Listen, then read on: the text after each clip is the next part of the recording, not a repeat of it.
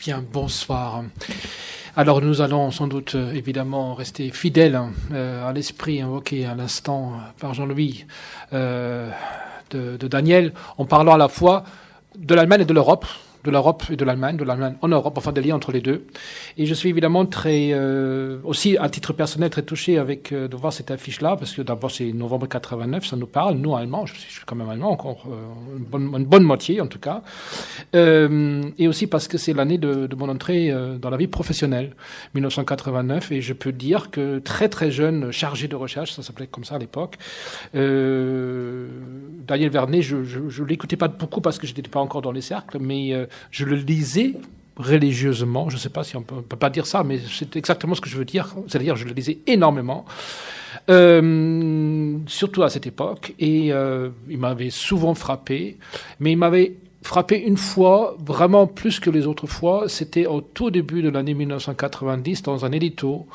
Il parlait, à propos de l'Allemagne, de la tentation helvétique. La tentation suisse, cette volonté d'être une grande Suisse. Au début de l'année 1990, en France, on parlait de l'Allemagne, Allemagne 4e Reich. Hein? Donc, il était un des premiers à dire c'est du n'importe quoi, l'Allemagne veut tout à fait autre chose, elle veut avoir la paix. Pas que la paix armée, mais la paix tout court. Mais ce qui m'avait frappé encore un peu plus, c'est que cette remarque, c'était pas un cadeau aux Allemands. Parce que nos amis suisses, ils sont bien sympathiques. Mais est-ce qu'on peut construire l'Europe avec eux ? Est-ce qu'on peut construire l'Europe avec quelqu'un qui a peu d'ambition et qui veut surtout avoir la paix ? Or, l'Europe est compliquée, on l'a dit, et les choses autour de nous, dont on va parler maintenant, sont complexes. On parlera des années 2000 maintenant. On parlera de la crise institutionnelle provoquée par l'échec de la Constitution et donc le grand désarroi dans lequel on est plongé à cette époque, à l'échelle européenne et aussi à l'échelle franco-allemande. On parlera également de l'impact de la crise économique et financière 2008-2009, mais aussi de la crise de la zone euro sur l'Europe. Et là encore, on trouve évidemment l'Allemagne quelque part, j'imagine. On parlera de l'Europe centrale, qui s'est éloignée de nous. Et là aussi, on peut se dire, est-ce que l'Allemagne n'y est pas pour quelque chose ? Que ça arrive, hein, qu'elle n'arrive pas à la retenir, on va avoir un projet. On parlera évidemment aussi non seulement de l'Europe centrale qui s'éloigne, mais en plus de la Grande-Bretagne qui s'éloigne tout court. Et certains pensent que l'Allemagne, en ayant ouvert l'Allemagne, en n'ayant pas fermé les frontières en 2015, y est peut-être pour quelque chose. Donc le fameux référendum.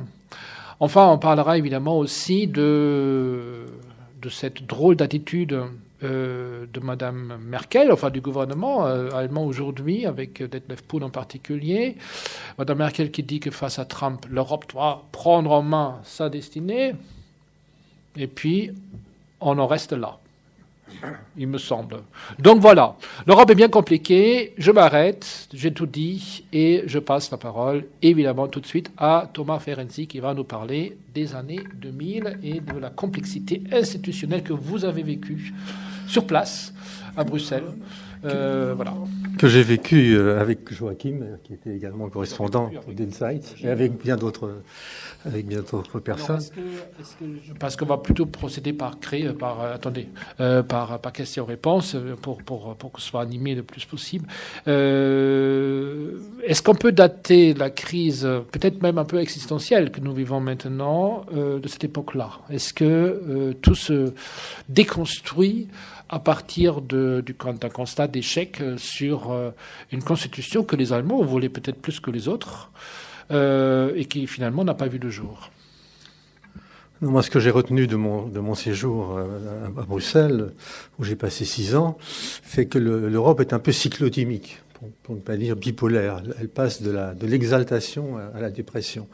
Le début des années 2000, je suis arrivé fin 2002, on était plutôt dans une période d'euphorie. C'était l'époque de la Convention sur l'avenir de l'Europe, Merci. On avait vraiment le sentiment, il y avait une sorte de liberté de discussion. On avait le sentiment qu'on reconstruisait l'Europe. Il y avait même une certaine liesse dans les échanges. C'était brusquement l'espoir revenait. Mais il n'y a pas eu que la Convention. Il y a eu aussi l'esquisse d'une politique étrangère et de sécurité, avec des opérations comme on dit, de gestion de crise, d'assistance ou de formation organisée par l'Union européenne. C'était sous l'autorité de Javier Solana. C'était également l'entrée en vigueur de la zone euro, enfin de l'euro, avant qu'on s'aperçoive que c'était plus compliqué qu'on l'avait imaginé. C'était aussi le début la mise en place de ce qu'on appelait un peu pompeusement un espace de liberté, de justice et de sécurité, c'est-à-dire la coopération policière, la coopération judiciaire, le droit d'asile, la régulation de l'immigration. Et puis c'était, et surtout, en 2004, l'entrée des anciens pays communistes dans l'Union européenne. C'était un grand moment, un grand moment de bonheur pour tout le monde.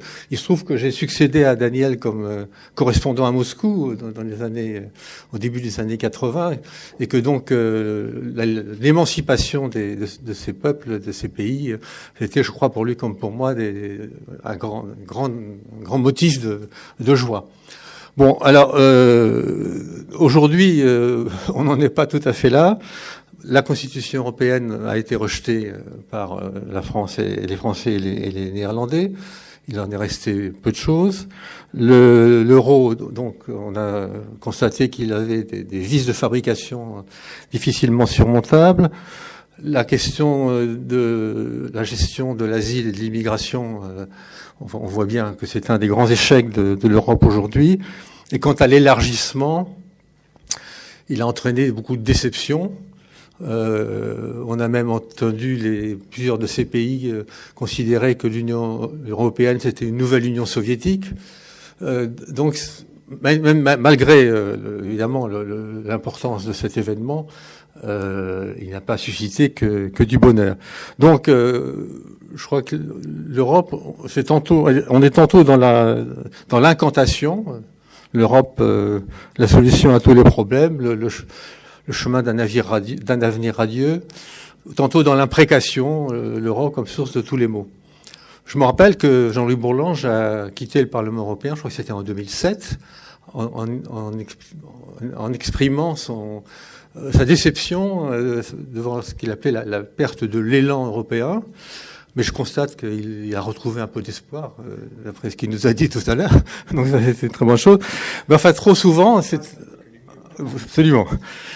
Moi, ce que j'ai perçu à Bruxelles, c'est que trop souvent, l'Europe se paie de mots, de grands mots, et que le résultat est qu'elle est assez loin de la réalité.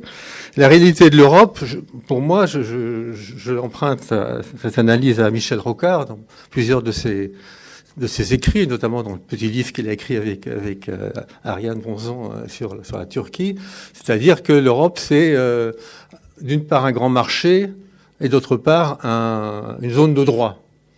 C'est une association d'États qui se sont donné des normes communes à la fois en matière de droits de l'homme et en matière de commerce, de concurrence, etc. Alors, ça ne veut pas dire qu'il faut renoncer au reste, notamment à la défense. Enfin, on va en parler, je suppose, à cette table, mais en sachant que ça reste secondaire. Et comme le faisait remarquer tout à l'heure Daniel, on oublie de citer l'OTAN. On sait bien que la défense de l'Europe est assurée d'abord par l'OTAN, accessoirement par les pays eux-mêmes, et fort peu par l'Union européenne. Et même ces missions auxquelles je faisais allusion tout à l'heure, civiles et militaires, ça continue, mais beaucoup moins qu'avant. Et on en parle d'ailleurs beaucoup moins parce que ça c'est devenu assez marginal. Donc, pour conclure cette première intervention, je pense que si l'Europe veut se relancer, se refonder, c'est sur la base de ces deux pieds, de ces deux forces, qui sont d'une part le marché, donc l'union économique et monétaire, et là, tout ce qui va dans le sens de la réforme de la zone euro, malgré les difficultés dans lequel on se trouve en particulier à cause de l'Allemagne. Donc tout ça va dans la bonne direction, il faut simplement négocier. Et le deuxième aspect, donc la démocratie, là aussi, je crois qu'il y a un grand problème démocratique de l'Union européenne. Il y a d'une part ces États d'Europe centrale qui bafouent nos valeurs libérales. Il est bien que la Commission européenne agisse. Et puis il y a le renforcement nécessaire d'une démocratie européenne, la création d'un espace public européen. Beaucoup de solutions, beaucoup de propositions ont été faites à cette fin. Je ne les énumère pas, mais les élections européennes à venir sont peut-être l'occasion d'avancer un petit peu dans cette voie. Mais il me semble que c'est cette voie qui doit être explorée. Alors, on a beaucoup parlé de l'identité européenne, de la conscience européenne, des débats infinis sur ces sujets-là. Mais je crois que c'est la bonne façon d'ouvrir la voie à la refondation dont parlait tout à l'heure Jean-Luc Bourlange. Merci. Alors, marché et démocratie. Pour relancer l'Europe. Mais pour poursuivre un peu dans la chronologie des crises européennes, nous entrons dans une crise des marchés et dans une crise aussi un peu de la démocratie quand même, parce que les marchés vont être sens dessus, sens dessous avec les conséquences de l'éclatement de la bulle immobilière aux États-Unis et de son impact sur l'économie européenne à partir de 2009-2010, en commençant par la Grèce, mais pas que la Grèce, évidemment. Et dans ce contexte-là, on demande au plus fort un effort de solidarité que l'Allemagne refuse, en évoquant de bonnes raisons de rigueur budgétaire, etc., qui doivent venir en avant, c'est-à-dire qui doivent être prioritaires par rapport à des efforts de solidarité qui feraient finalement faire perdre de l'argent dans le sable de l'Union européenne. Et puis démocratie, oui, bien sûr, mais la démocratie, c'est aussi le droit de dire non. En tant qu'électeur allemand, on ne peut pas aider les Grecs. Donc, Joachim Fritz van Naam. Nous entrons dans une période vraiment très troublée qui met l'euro au bord de sa disparition presque, quand même. Donc à partir de 2010-2012, comment est-ce que tout ça s'est passé? Quel est votre regard sur le rôle allemand aussi, et puis aussi sur la convergence européenne à travers cette période, elle aussi très compliquée? Merci. Vous avez fait de juste titre tout de suite allusion à la crise financière qui a commencé aux États-Unis. Et donc, nous ne sommes pas simplement en face d'une crise de l'euro et du marché et de la monnaie européenne. Nous sommes en face d'une crise mondiale qui était apparemment un peu mieux maîtrisée outre-Atlantique que chez nous. Ça a des bonnes raisons. Peut-être un vrai État fédéral a d'autres moyens à sa disposition que ce conglomérat quand même assez original qui s'appelle l'Union européenne. Il y a un développement dans tout cela qui est quand même assez épatant. C'est que à partir de 2008-2009, beaucoup d'Européens se plaignaient plus des Américains. Ils commençaient de se plaigner des Allemands. Parce qu'on a pris les Allemands en tant que responsables, oui, pour la crise et pour la façon que la crise est traitée. Alors pour moi, ça m'a beaucoup rappelé, et on parle ici à Paris, oui, donc il y avait des éminents intellectuels comme Emmanuel Todd, oui, il y avait des hommes politiques comme Armand Montebourg, Mélenchon, Le Pen, oui, qui accusaient carrément l'Allemagne d'être pas seulement le maître de l'Europe, mais d'être en train de coloniser le reste de l'Europe au nom de l'euro. Si vous permettez un bref souvenir à la longue amitié entre collègues qui m'a lié à Daniel, j'étais en poste pour Die Zeit à Paris en 89. Et on se trouvait sans cesse dans des débats comme ça, mais également dans les entretiens qu'on a menés ensemble pour mieux comprendre d'abord et ensuite expliquer ce qui se passe. Bon, à l'époque, évidemment, 89, c'était le Quatrième Reich, qui était déjà un argument ici en France. Et donc, c'est pas si nouveau que ça. Alors, les mots se répètent, les situations ne se ressemblent pas, heureusement. À l'époque, on craignait beaucoup, ici à Paris, une Allemagne très, très forte et trop forte. Moi, j'ai risqué en public à Paris le pronostic que ça n'aura pas lieu avant un laps de temps de 10-15 ans, parce que l'Allemagne va être occupée par soi-même et par ses problèmes intérieurs, oui.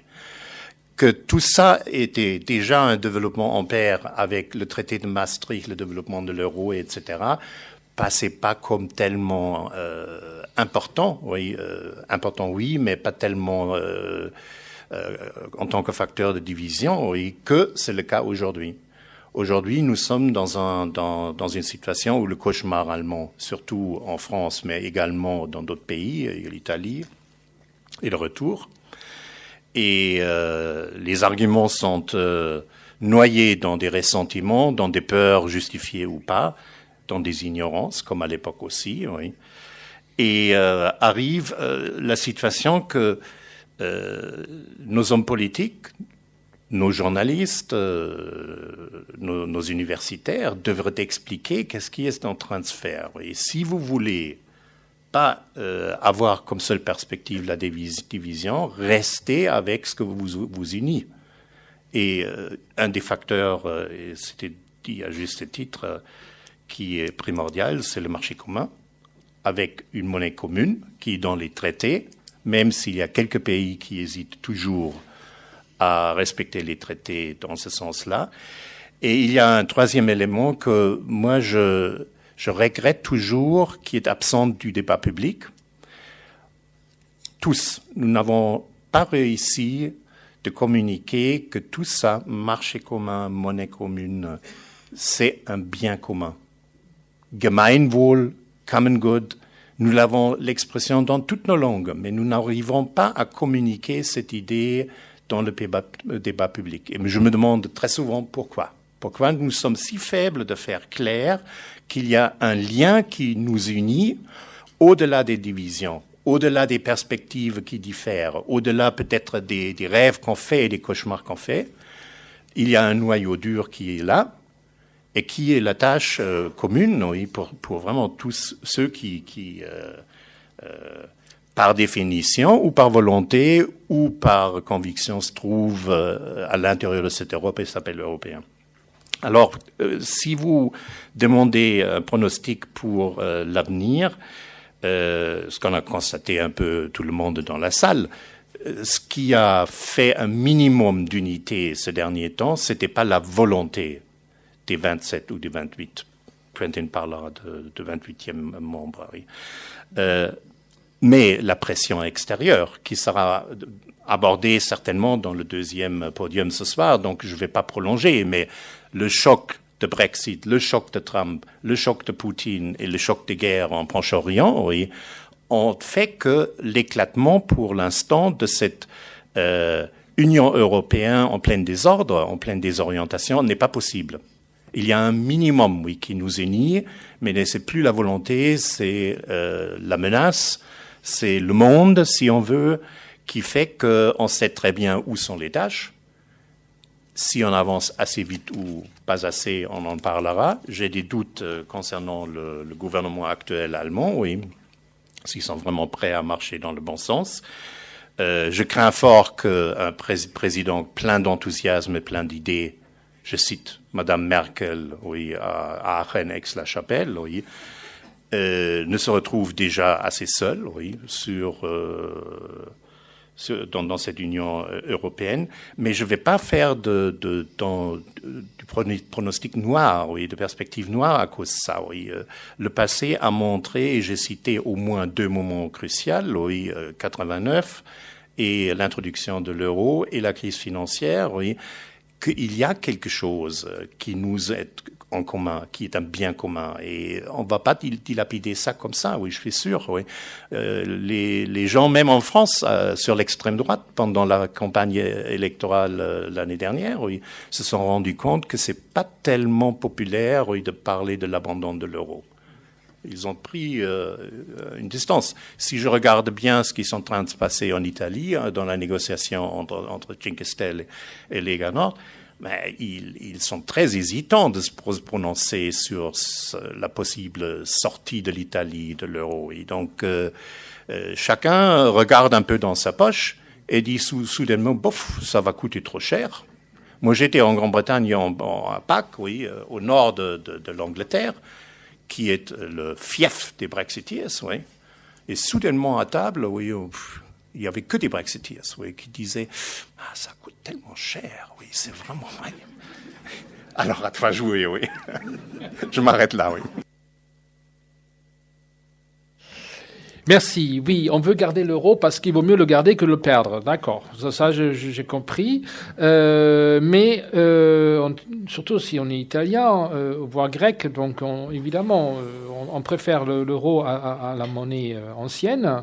Mais on est quand même très mal à l'aise avec le diktat qui va avec le diktat d'une politique de rigueur permanente, axée sur des réformes structurelles, d'austérité, et j'en passe, parce qu'autrement on n'aurait pas eu ce résultat. Finalement, je dirais... Juste un petit détail, il faut quand même parler de la lumière aussi. Parlez aux Portugais, ils sont tellement fiers de leur réussite. Parlez aux Irlandais, ils sont tellement fiers de leur réussite. Oui. S'ils sont contents à l'intérieur de l'Union européenne, à l'intérieur de l'euro, c'est une autre question, mais ils sont fiers de leur performance. Oui. On a un problème grave en Grèce, mais qui a des sources, des raisons qui sont au-delà de l'euro, et on a un vrai problème avec l'Italie maintenant. Malgré tout, se pose la question du remède, de la médecine qu'on a donnée. Et donc, je cherche le lien aussi avec un autre espace qui nous échappe, l'Europe centrale, qu'on disait à un moment donné hinterland de l'Allemagne. Pour un hinterland, c'est plutôt mal parti, j'ai l'impression, en termes d'influence, en termes de pouvoir allemand d'orienter un peu les voisins centre-est européens vers je ne sais pas quoi. Bien sûr, l'économie allemande est très présente sur place, mais on a quand même le sentiment que autant peut-être les Grecs et les Italiens disent oui à l'euro, mais non à la philosophie ordolibérale qui va avec et qui va très bien pour l'Allemagne et peut-être pour d'autres pays du nord de l'Union européenne, mais beaucoup moins pour l'Europe du Sud, autant certaines philosophies politiques libérales qui sont à l'œuvre dans la Constitution allemande depuis très longtemps et qui marquent la vie politique outre-Rhin sont moins bien goûtées en Hongrie, en Pologne, etc. Donc là, je ne parle même pas encore de l'immigration. Je sais qu'on va maintenant en parler parce qu'il faut en parler. On a quand même le sentiment que l'Europe centrale a un voisin difficile, que ce voisin difficile a une Europe centrale également un peu difficile. Enfin, c'est compliqué, et donc pour ça, il y a Sylvie Kaufmann qui va nous expliquer tout. Et je m'arrête. Merci. Je dois dire que tout à l'heure, on parlait de 1989. Daniel Vernet m'a embauché au Monde en 1988, quand j'étais à l'époque correspondante de l'agence France-Presse à Moscou. Et c'était pour m'occuper de l'Europe de l'Est. Enfin, on appelait ça l'Europe de l'Est à l'époque. Et donc, on considérait que, puisque c'était communiste encore, que pour couvrir cette zone, il fallait avoir une expérience de Moscou. Donc voilà, il m'a convaincue.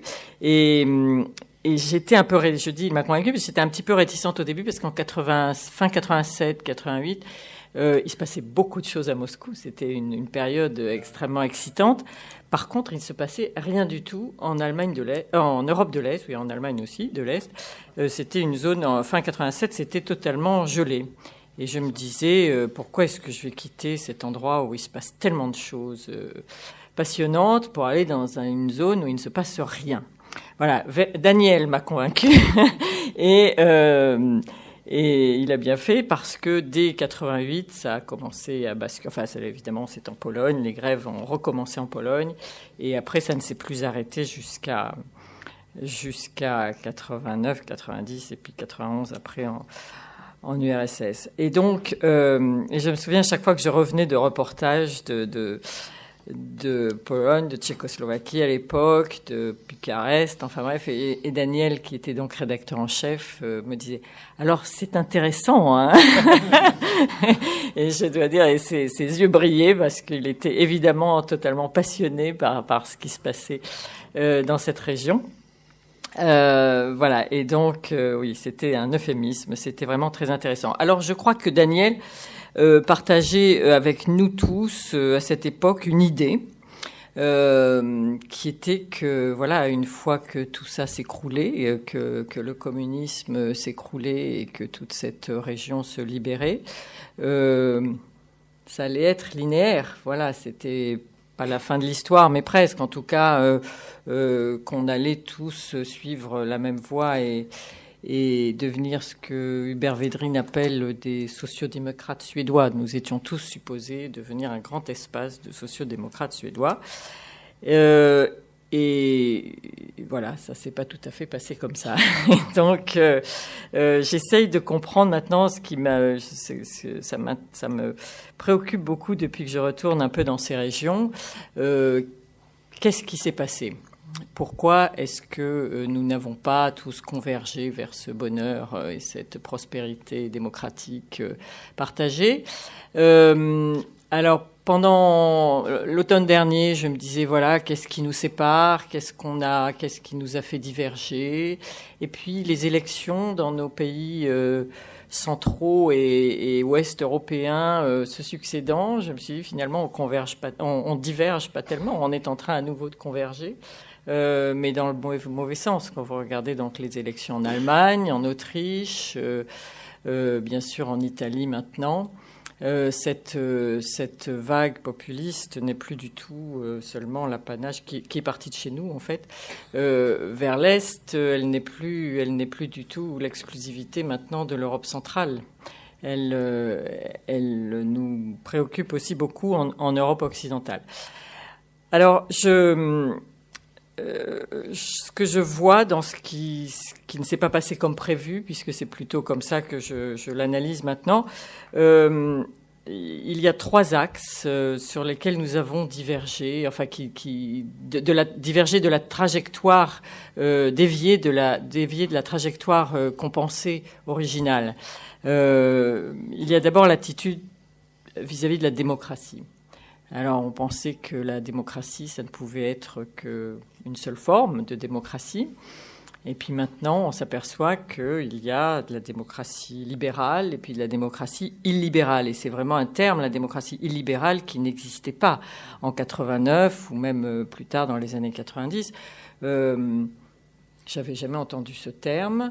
Et les élites qui ont pris le pouvoir à la fin après l'effondrement du communisme en Pologne, en Tchécoslovaquie, ou en Hongrie ou ailleurs, étaient des tenants de la démocratie libérale. Enfin, pour eux, la démocratie, c'était celle qu'on pratiquait à l'Ouest et c'était celle qu'ils pensaient mettre en œuvre chez eux. Et c'est d'ailleurs celle qu'ils ont mise en œuvre chez eux au début. Voilà, même quelqu'un comme Viktor Orban était donc un de ces fameux démocrates qui était allé se former à Oxford grâce à une bourse de George Soros.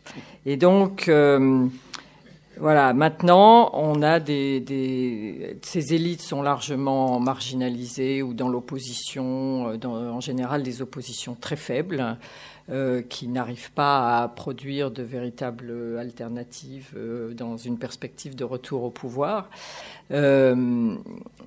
Et on a des gens au pouvoir, des partis au pouvoir dans ces gouvernements qui nous disent oui, il n'y a pas qu'une seule école de la démocratie, il y a plusieurs écoles de la démocratie.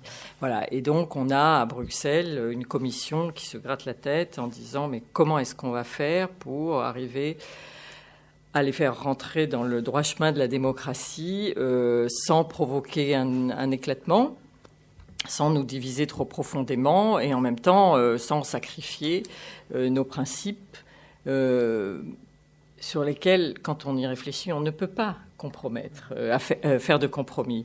Voilà, donc sur ce plan de la démocratie, on en est là. Le deuxième axe sur lequel, je crois, la trajectoire a complètement dévié, c'est celui du rapport à l'Europe. Au départ, ces pays voyaient dans leur intégration, quand ils se sont libérés, ils aspiraient très fortement à intégrer l'OTAN, puis l'Union européenne. C'était pour eux une sécurité, une façon aussi de rejoindre cette famille et cette communauté démocratique européenne. Et ils n'y voyaient que du bonheur. Ils avaient vu aussi effectivement l'expérience de l'Espagne, du Portugal, de l'Irlande, et donc tout était à gagner. Maintenant, donc 2004, 14 ans après, il y a une désillusion terrible, il y a même un ressentiment, il y a une amertume. Il y a tout à l'heure, l'un d'entre vous disait mais Bruxelles, c'est comme Moscou, c'est le diktat. Voilà, donc on a totalement changé, le rapport a vraiment beaucoup changé, et ça n'est pas comme la Grande-Bretagne, on s'en va. Hein. On reste, mais on change l'Europe. On essaye de la transformer à notre, de la mettre à selon notre vision, qui n'est pas très claire, cette vision, bien entendu. Hein, mais voilà, nous faisons partie de l'Europe, ça nous est dû. Et après, il y a toutes ces discussions sur les fonds de cohésion, à quoi. Je crois qu'hier, c'est le ministre polonais des Affaires étrangères a dit, mais puisqu'on a maintenant, on essaye de faire pression, on essaye de trouver cette recette de lier les fonds de cohésion à l'application de l'état de droit, voilà. Donc, il dit, mais attendez, les fonds de cohésion, c'est une compensation pour l'ouverture de nos marchés à vos entreprises. Donc ça n'est pas négociable. Enfin voilà. Donc ça devient aussi, il y a cette vision assez très utilitariste de l'Europe qui n'était pas du tout le cas à l'époque. Voilà, on pourra peut-être parler après de l'élargissement. Thomas Ferenczi a dit tout à l'heure que l'élargissement était, tu n'as pas dit échec, mais un peu une déception. Moi, je pense que malgré les difficultés qu'on a aujourd'hui, c'est un immense succès, cet élargissement, pour eux en tout cas, et puis bon, pour nous aussi, parce que c'est vrai qu'on en a quand même beaucoup bénéficié. Et puis, je crois qu'il était inévitable, de toute façon, il fallait intégrer tous ces pays et tous ces peuples. Mais il y a quand même une série de success stories. Vous parliez tout à l'heure du Portugal, mais regardez la Slovaquie, c'est une réussite économique formidable. La Pologne aussi, évidemment, parce que la Pologne partait de très très bas.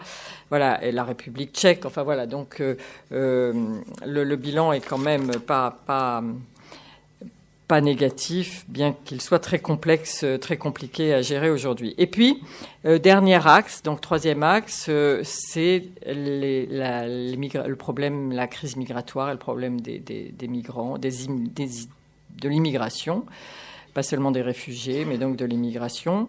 Et là, je dois dire, on ne l'avait pas vu venir du tout. On n'avait absolument pas perçu que ces sociétés étaient restées ethniquement homogènes, contrairement aux nôtres, et qu'il y aurait une incompréhension totale au moment où la crise des réfugiés amènerait des mesures radicales. Alors, je pense que là, l'Allemagne a une grande responsabilité. C'est une chose sur laquelle, je pense, Daniel animerait un débat toute une soirée très, très bien.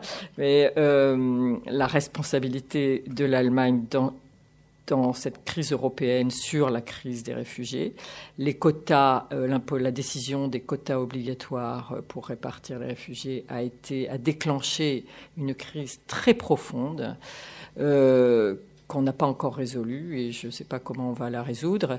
Mais vraiment, ça a montré à quel point nous étions différents et comment il pouvait être difficile de résoudre, de surmonter ces différences. Voilà, je m'arrête là peut-être. Merci. En vous écoutant, il me semble quand même que pour vous, le verre est à moitié plein. Moi, je pense qu'il est aux 3/4 plein. Ah ben, dis donc. Oui, positivement. Oui. Non, moi je pense que de toute façon, ces pays avaient fait le travail qu'il fallait pour se libérer et donc ils voulaient s'intégrer et nous devions les intégrer. Maintenant, c'est vrai qu'il y a beaucoup de difficultés qui sont apparues et pas seulement je veux pas être trop longue, on y reviendra peut-être, mais pas seulement de leur faute. Nous avons aussi commis beaucoup d'erreurs à l'Ouest, je crois, vis-à-vis d'eux.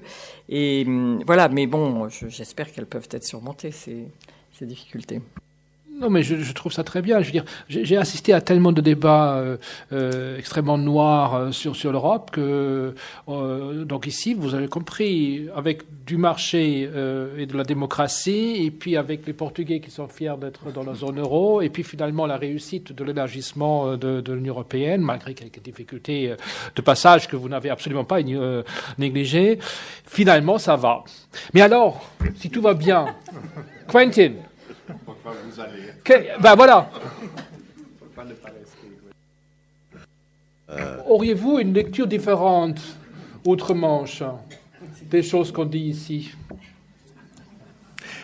Effectivement, non, mais je veux un tout petit peu expliquer. Si je prends 2 pas en arrière, parce que chaque moment où on a eu une réussite en Europe, par exemple, le marché unique, par exemple, l'élargissement, par exemple, l'ouverture des frontières Schengen, c'est exactement ces réussites qui ont en même temps créé les tensions, les difficultés qu'on a vues pas seulement en Angleterre, mais aussi, par exemple, avec la crise de l'euro. Alors l'euro réussite, mais crise de l'euro, ou crise de l'immigration. Schengen ne pouvait pas contrôler les mouvements et tout ça. Et justement, chez les Britanniques, ce qui est énormément frustrant pour moi, je suis parti des 48%. Alors, et je veux conclure avec l'idée que c'est pas terminé, pas encore. Hein. Brexit n'est pas fait. Voilà.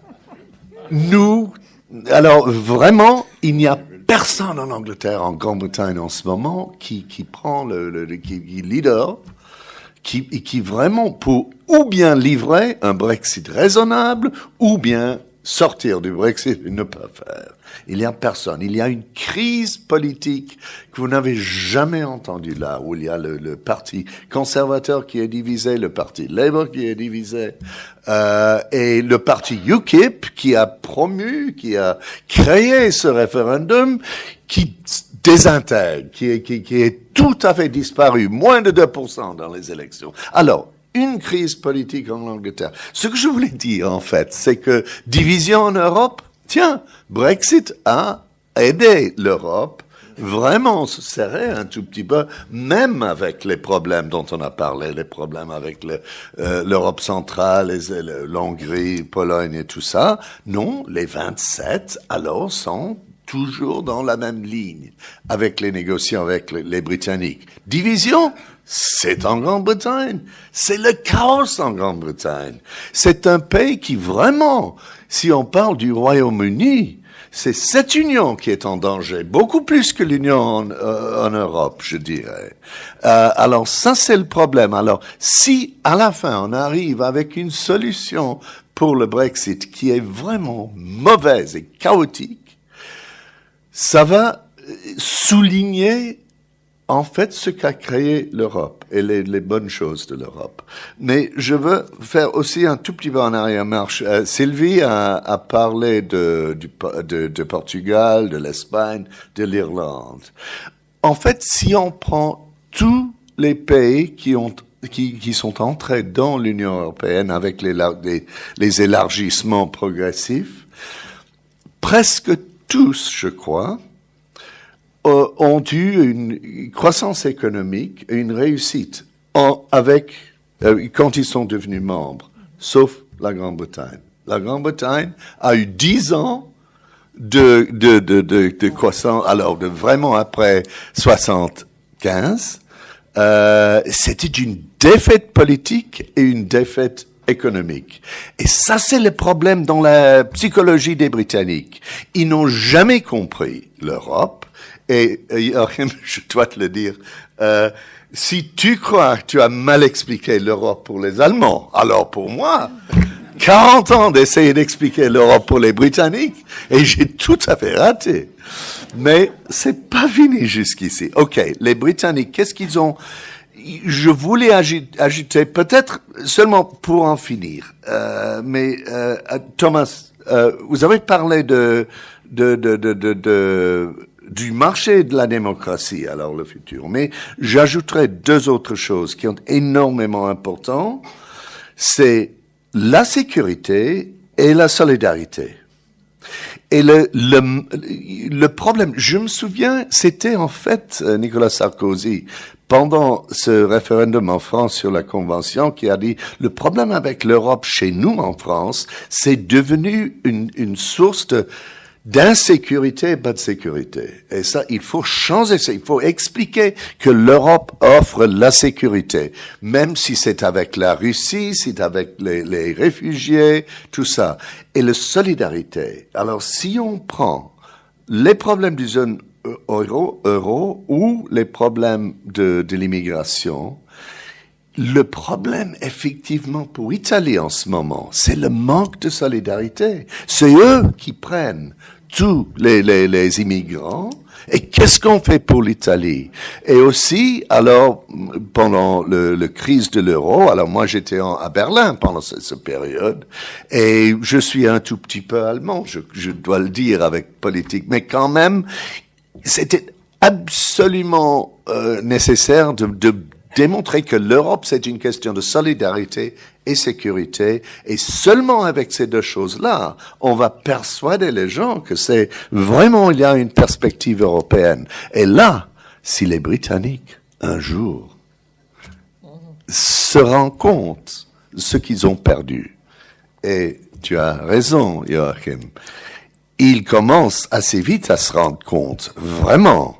L'économie, c'est pas seulement l'économie, c'est la mentalité des Britanniques. C'est vraiment difficile en ce moment parce que ce vote pour Brexit, c'était un vote contre l'étranger et contre les étrangers. Et c'est énormément destructif pour la Grande-Bretagne. Alors, j'ai pas parlé de l'Irlande et tout ça parce que ça, c'est vraiment le talon d'Achille de Brexit, mais on peut y arriver. Mais moi, je dirais que peut-être Brexit, c'est justement le choc pour donner à l'Union européenne une confiance en soi.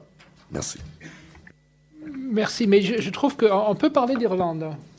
Quentin, parce que dans cette histoire de Brexit, ce qui m'a un peu surpris, est-ce que ceux qui ont voté pour le Brexit, est-ce qu'ils savaient tous que Brexit means hard Brexit? Est-ce qu'ils savaient ça? Est-ce que c'était clair dans la discussion outre-Manche, qu'il n'y avait pas un truc in between, maintien dans l'union douanière avec toutes les obligations qui vont avec? Est-ce que les électeurs britanniques ont-ils été vraiment informés du fait que ce vote-là veut dire avoir vis-à-vis de l'Union européenne dans l'avenir une relation qui sera à peu près celle du Canada? Oui. Vous avez raison, effectivement. Ils ne savaient pas, ils ne comprenaient pas. Ils croyaient que c'était un club. Ils ne protestent pas aujourd'hui en disant on leur a pas dit ça? Non. Le problème maintenant, ce sont les Européens. Ils sont terribles. Alors nous, qu'est-ce que nous avons fait? Nous n'avons rien fait. Nous voulons bien sortir et c'est un petit club et on peut sortir et rien ne va changer. Mais ces 27... oh, ils sont affreux. Ils vont insister sur la loi. La loi? Non, c'est une question politique. Alors, on pense comme ça. Ça, c'est vraiment dangereux. Mais pour expliquer l'Irlande, et ma femme est irlandaise, c'est très important à comprendre. Les Irlandais, ils disent, les Britanniques ne se souviennent jamais. Et nous rappelons toujours. J'ai entendu deux mots à Édimbourg et à Dublin, les mêmes deux mots pour décrire les Anglais. Et justement, ce sont les Anglais qui ont voté Brexit. Par les Écossais, par les Irlandais et par les Londoniens. Bon, ma circonscription, c'était 75% contre Brexit. Mais ces deux mots, pour décrire les Anglais qui ont voté Brexit, arrogance et ignorance. Arrogance et ignorance. Et ça, c'est le problème avec l'Irlande. Ils ne voulaient pas savoir qu'il y aura un problème. Ils ne voulaient pas comprendre qu'il y avait un problème, que Brexit est un défi énorme contre la paix en Irlande. Que ce frontière qui est disparu en Irlande, effectivement, il n'y a pas de frontière, on sait seulement que un moment il y a de miles et l'autre moment il y a kilomètres et c'est fini. C'est tout ce qu'on voit. Mais ils ne comprennent pas que l'existence de l'Union européenne était une condition pas seulement nécessaire, mais essentielle pour la paix en Irlande. Et quand j'essaie d'expliquer à mes confrères, mes compatriotes, c'est pas seulement un marché, l'Europe. C'est un projet de paix, et pas seulement pour la France et l'Allemagne, mais pour l'Irlande. Et nous avons eu 30 ans de terrorisme en Irlande et en Grande-Bretagne, et ça va revenir si nous ne trouvons pas de réponse à la frontière. Mais les Anglais ne comprennent pas, toujours ne comprennent pas. Justement, il y a 2 jours, il y avait Jacob Rees-Mogg, ce politicien du droit conservateur qui existe dans le XVIIe siècle. Non, ce sont les Irlandais du Nord qui existent dans le XVIIe siècle. Jacob est dans le XIXe siècle, mais quand même. Il disait, mais pourquoi je dois aller voir cette frontière? Ça ne fait rien, il ne faut pas comprendre qu'il y a un problème là-bas. Non, on va tout faire, il n'y aura pas de contrôle à la frontière, parce que nous ne voulons pas, les Irlandais ne voulons pas, et les Européens ne voulons pas, nous faites comme s'il n'y avait pas de frontière. Bon, par exemple, c'est une frontière externe de l'Union européenne, on fait rien. Ignorant and arrogant. Bien, heureusement, les Allemands, les Français sont ni ignorants ni arrogants. Et donc, qu'est-ce qu'ils vont faire ensemble? Donc, ma question est très simple, Detlef Pool. Quelle est la réponse allemande à Emmanuel Macron? Attention. Faites attention, ne vous faites pas avoir par les Français, par les sudistes. Non, je rigole un peu. Quand on parle des questions de défense, c'est un peu le sujet que je vais traiter, on touche vraiment au noyau dur, finalement, de la souveraineté nationale. Et penser ça à un niveau européen intégré, ça, c'est particulièrement difficile, comparé à toutes les autres questions qu'on a débattues ici, jusqu'à maintenant. À part peut-être la question de la monnaie.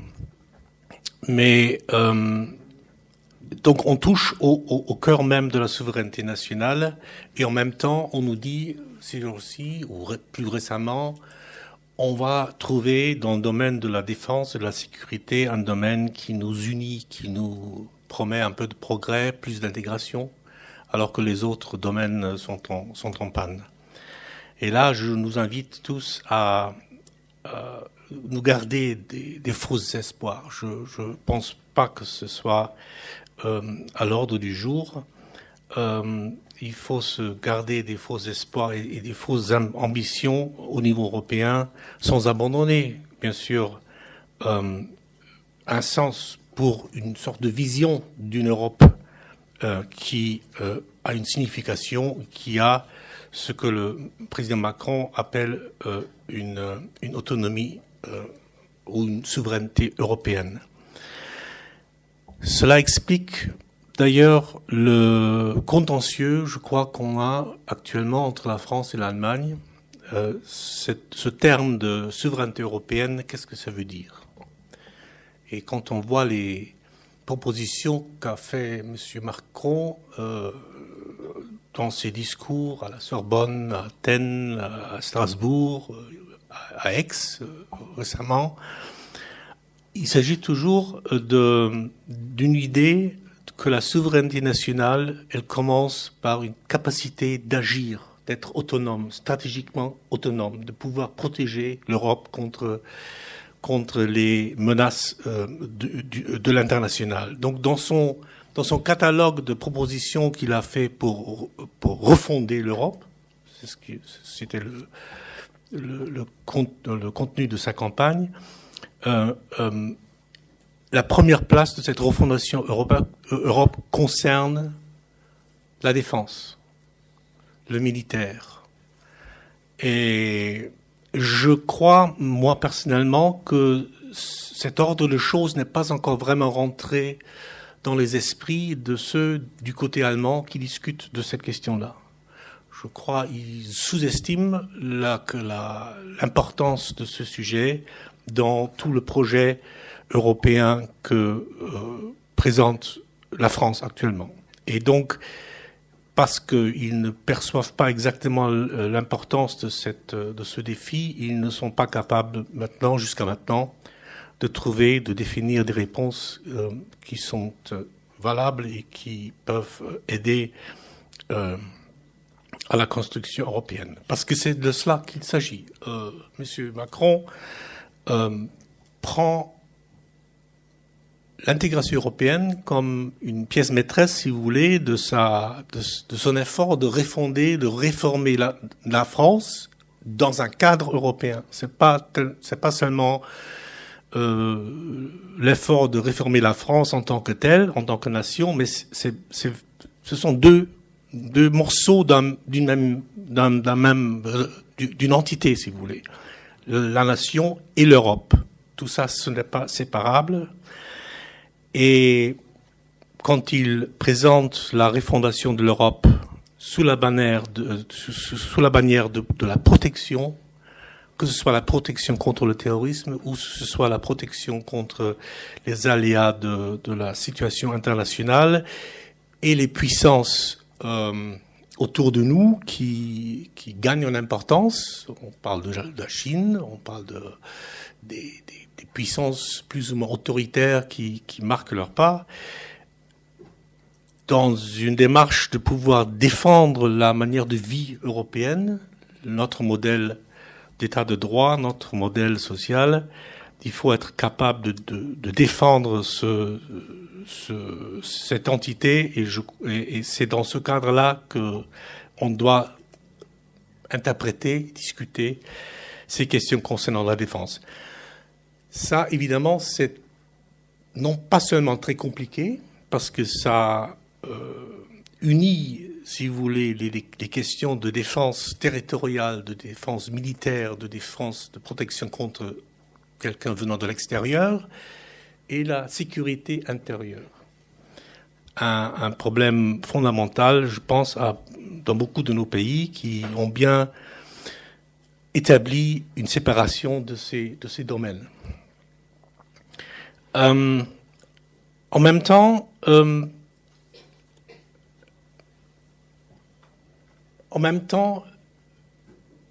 les propositions qui ont été présentées par le président reflètent, si vous voulez, une manière de penser stratégique que je ne trouve pas en Allemagne, que je ne trouve pas présent ni dans les cercles de responsabilité, ni dans les cercles intellectuels, qui perçoivent toujours, comme vous l'avez rappelé, qu'il y a peut-être une petite idée de l'Allemagne qui peut être un pays paisible au milieu d'Europe, se faire protéger par les autres, mais qui, d'une part, réclame une partie plus importante de la responsabilité internationale, mais qui, en même temps, ne discute pas qu'est-ce que cela veut dire. Qu'est-ce qu'il faut mettre dans un budget? Qu'est-ce qu'il faut mettre dans les arsenaux?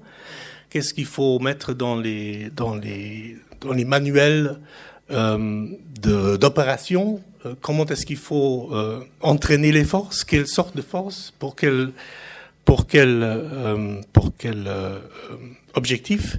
Donc tout ça, ce n'est pas vraiment discuté, et donc on a le dilemme qu'on discute d'un budget de défense qui n'a pas encore atteint et n'atteindra pas très tôt le seuil auquel l'Allemagne s'est déclarée prête dans les discussions au sein de l'OTAN, mais aussi au sein de l'Union européenne.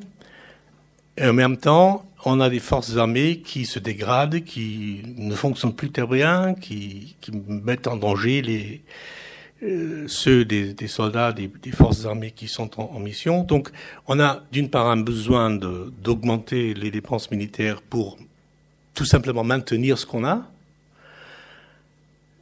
et aussi de créer, si vous voulez, une capacité militaire qu'on ne veut pas vraiment.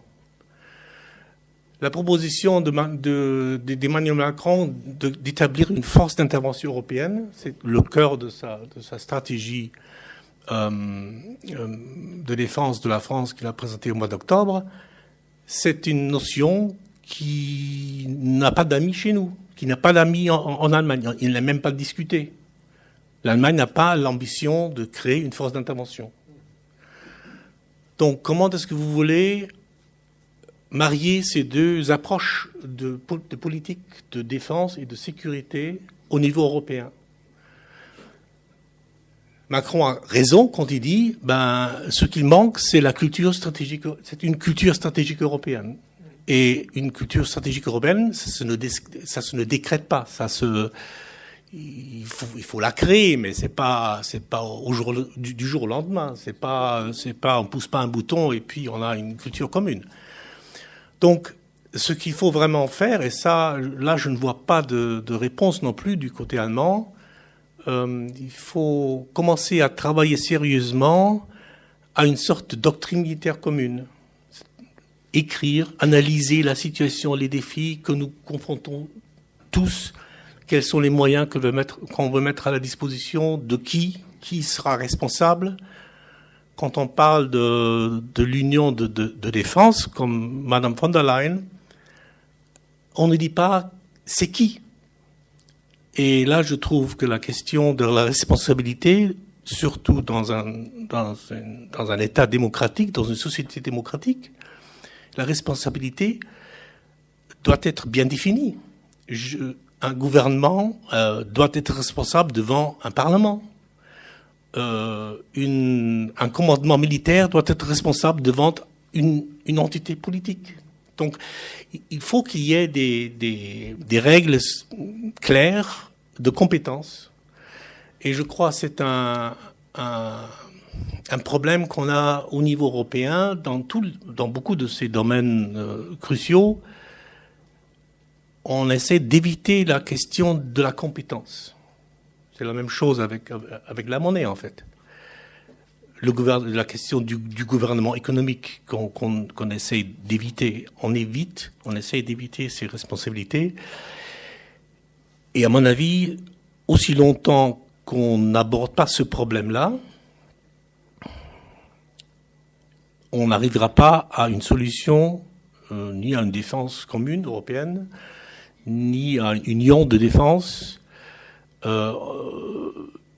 On échouera.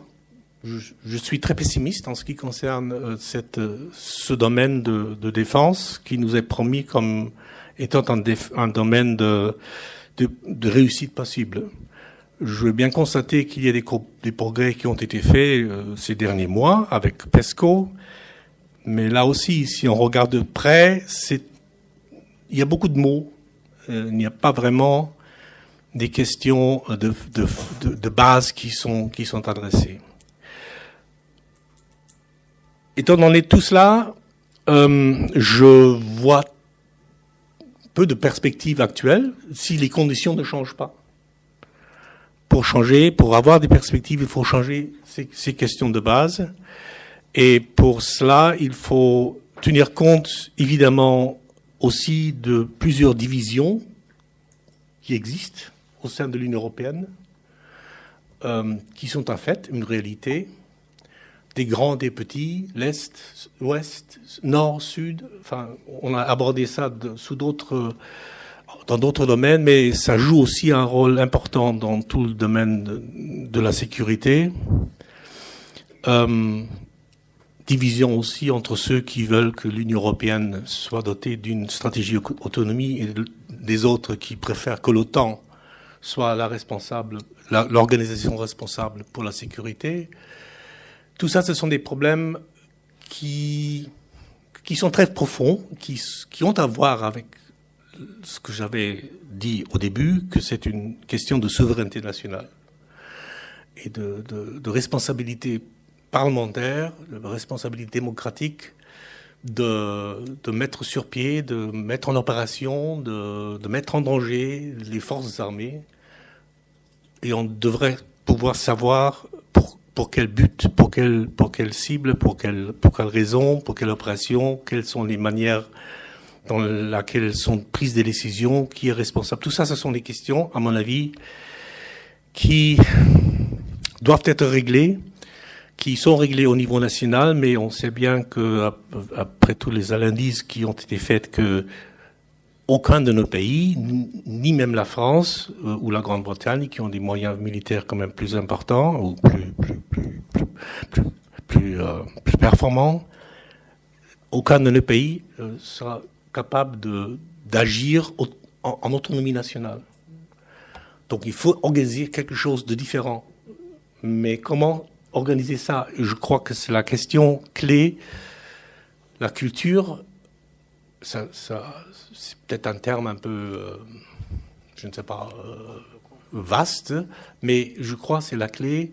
Une culture stratégique, c'est-à-dire développer une stratégie avec le débat qui va avec, et une régulation claire et nette des responsabilités et des compétences. Voilà, je m'arrête là. Merci beaucoup. Donc, on vous écoutant à la fin, j'ai l'impression que là, en matière de défense, le verre est pas vraiment un 3/4 plein, mais plutôt 3/4 vide. Mais cela veut dire que l'ensemble se complète. L'Europe, à travers ses regards croisés, ces 5 regards croisés, on voit bien que l'Europe vaut la peine d'être discutée. Vaut la peine de continuer à creuser. Il faut rester humble, comme a dit Jean-Luc Bourlange, par rapport à cette entreprise. Rien n'est simple, tout est complexe. Et en même temps, on peut s'amuser un tout petit peu en disant que c'est quand même vachement intéressant. Oui. Voilà. Merci beaucoup.